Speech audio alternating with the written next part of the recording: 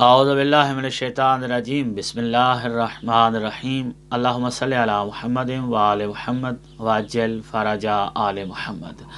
जब हम नमाज़ पढ़ते हैं तो मुसल्ला पर सजादा भी जिसे कहते हैं, मुसल्ला कहते हैं,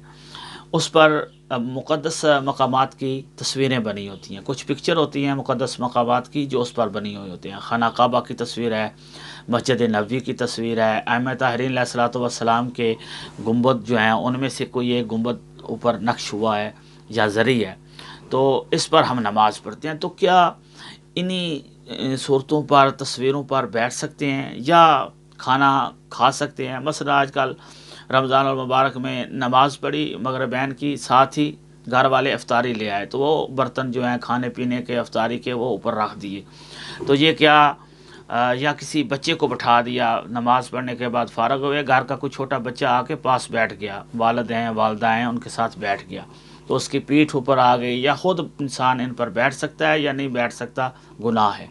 तो अगर तौहीन शुमार होता हो, खाना काबा की पिक्चर पर अइम्मा ताहरीन के रोज़े बने हुए हैं, रोज़ा रसूल बना हुआ है, उस पर आप बैठते हैं, बर्तन रखते हैं, तो ये एक मुआशरे में तौहीन शुमार होता है, तो फिर हराम है। अगर तौहीन की नीयत हो और तौहीन शुमार होता हो तो हराम है। लेकिन अगर तौहीन शुमार नहीं होता और वहाँ तौहीन की नीयत भी नहीं है, मुक़द्दस ज़हर है, एक बंदा नमाज़ पढ़ रहा है उसी खाना काबा की तरफ मुँह करके, तो वो यकीनन तौहीन नहीं करना चाहता, लेकिन गफलत से उसका मुसल्ले पर पाँव भी आ गया और पाँव ऐसी जगह पे आ गया जहाँ खाना काबा की तस्वीर है और वो मुल्तफ़ित भी नहीं है, तौहीन भी नहीं करना चाहता, तब भी गुनाह नहीं है। और खाना पीने का भी यही हुक्म है कि अगर खाना पीना तौहीन शुमार नहीं होता तो आप खा पी सकते हैं, लेकिन फिर भी इन मुक़द्दस सूरतों का एहतराम, क्योंकि ये हमारे मज़हब के मुक़द्दसात हैं।